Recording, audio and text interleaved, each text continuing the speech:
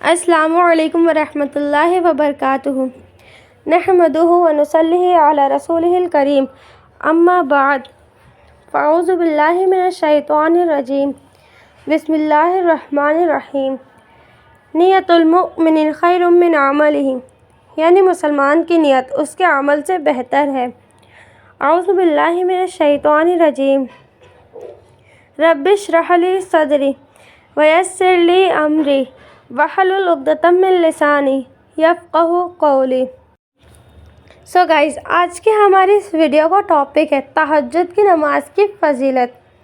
تہجد بہت ہی افضل و اعلیٰ نماز ہے۔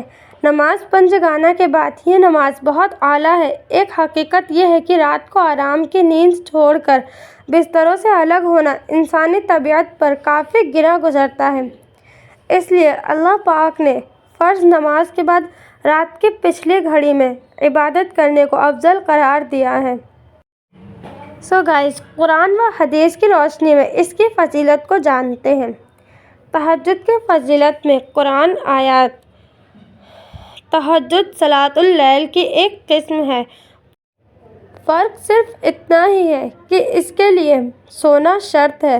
چنانچہ اللہ پاک نے قرآن مجید میں اپنے بندوں کے اوصاف میں ارشاد فرمایا، اعوذ باللہ من الشیطان الرجیم، والذین یبیتون لربہم سجدا وقیاما، ترجمہ کنز ایمان، اور وہ جو رات کاٹتے ہیں اپنے رب کے لیے سجدہ اور قیام میں۔ یہ آیت سورہ فرقان میں 64 آیت کی ہے، اور ارشاد فرمایا، اعوذ باللہ من الشیطان الرجیم، یتجافی جنوبہم عن المضاجع یدعون ربہم خوفا وطمعا، ترجمہ کنز ایمان۔ ان کی کروٹیں جدا ہوتی ہیں خواب گاہوں سے، اور اپنے رب کو پکارتے ہیں ڈرتے اور امید کرتے ہیں، جن لوگوں سے خدا خوش ہوتا ہے۔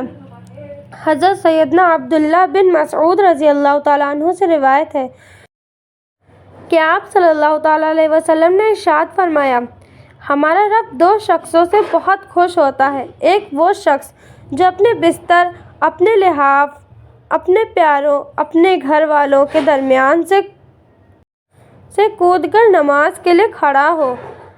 رب تبارک و تعالیٰ فرماتا ہے، اے میرے فرشتوں، میرے اس بندے کو دیکھو کہ اپنے بستر اور لحاف سے اپنے پیاروں اور گھر والوں کے درمیان سے نماز کے لیے اٹھ کھڑا ہوا، میرے ثواب کی رغبت کرتے ہیں اور میرے عذاب کا خوف کرتے ہیں۔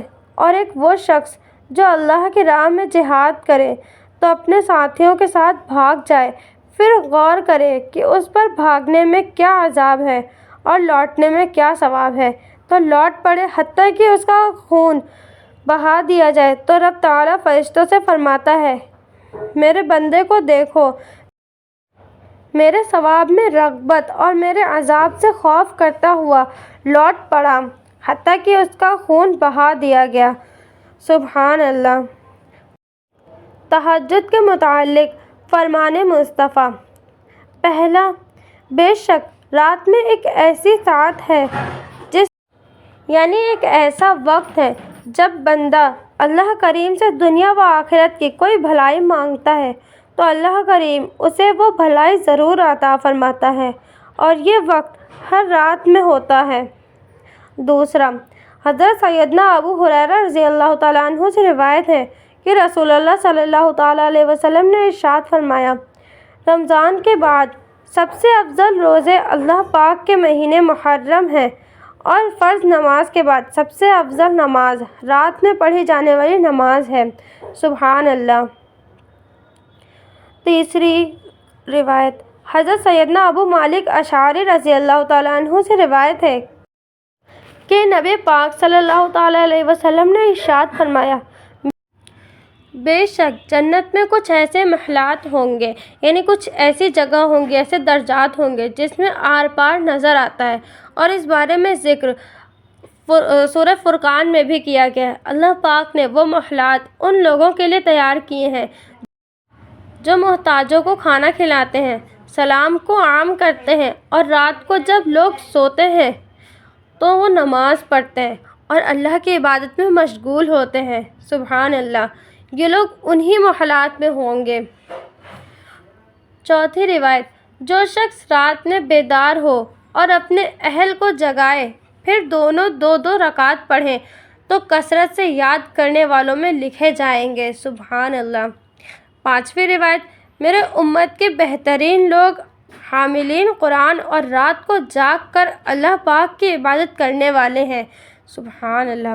اور آپ صلی اللہ تعالیٰ علیہ وسلم کی چھٹی روایت کہ رسول اللہ صلی اللہ تعالیٰ علیہ وسلم نے ایک مرتبہ صحابہ کرام رضوان اللہ علیہ اجمعین میں سے کسی کو ارشاد فرمایا، لا تکثر النوم باللیل فإن کثرة النوم باللیل تدعو صاحبہ فقیرا یوم القیامہ، یعنی رات کو زیادہ نہ سویا کرو کیونکہ رات کو بہت سونے والا بروز قیامت نیکیوں کے سلسلے میں فقیر ہوگا۔ اللہ تعالیٰ ہم سب کو رات میں تہجد پڑھنے کی توفیق عطا فرمائے اور اللہ تعالیٰ کی عبادت میں مشغول ہونے کی توفیق عطا فرمائے، آمین۔ تہجد اور بزرگان دین۔ حضرت سیدنا امام جنید بغدادی رحمۃ اللہ علیہ کو بعد وصال کسی نے خواب میں دیکھا تو پوچھا، اے ابو القاسم، بعد وفات آپ کے ساتھ کیا معاملہ ہوا؟ کچھ ارشاد فرمایا علماء ابحاث اور علماء نکات کی باریکائیں کام نہ آئیں مگر رات کی تنہائی میں ادا کی جانے والی نماز یعنی تہجد نے خوب فائدہ پہنچایا۔ سبحان اللہ۔ حضرت سیدنا حسن بصری رحمۃ اللہ علیہ سے پوچھا گیا، تہجد گزار لوگوں کے چہرے دیگر لوگوں سے زیادہ خوبصورت کیوں ہوتے ہیں؟ تو آپ نے فرمایا، وہ اللہ پاک کے لیے تنہائی اختیار کرتے ہیں تو اللہ پاک انہیں اپنے نور کا لباس پہنا دیتا ہے۔ سبحان اللہ۔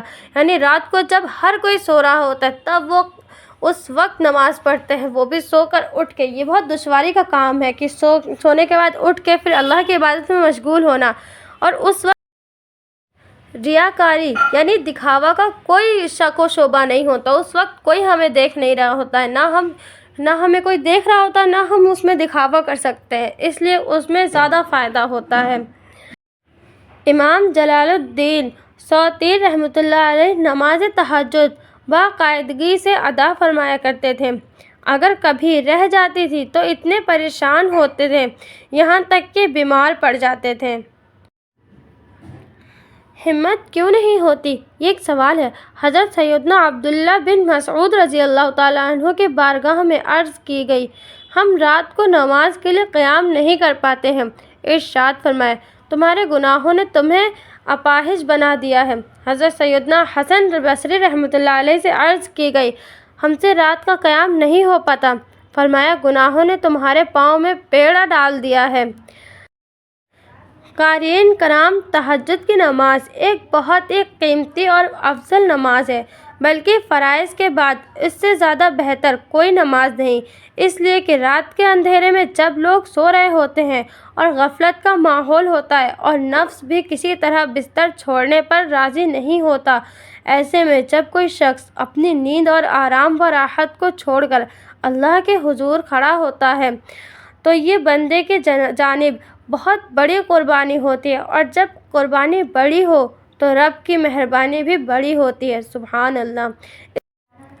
اسی لیے احادیث طیبہ کے مطابق یہ نماز بندے کے لیے اللہ پاک کے سب سے زیادہ قرب کی باعث بنتی ہے۔ اللہ پاک ہمیں نماز تہجد کے پابندی نصیب فرمائے، آمین۔ بجائے سید الاولین آخرین صلی اللہ تعالیٰ علیہ وسلم، اللہ تعالیٰ ہم سب کو نماز تہجد کی پابندی کرنے کی توفیق عطا فرمائے اور ہماری راتوں کو اللہ تعالیٰ کی عبادت کرنے میں مشغول رہنے کی توفیق عطا فرمائے، آمین۔ اور اللہ تعالیٰ ہمیں 5 وقت نماز پڑھنے کی توفیق عطا فرمائے، آمین۔ اللہ تعالیٰ ہم سب کے سارے گناہ معاف فرمائے، آمین۔ اللہ تعالیٰ ہم سب کو جنت الفردوس عطا فرمائے، آمین ثم آمین۔ السلام علیکم ورحمۃ اللہ وبرکاتہ۔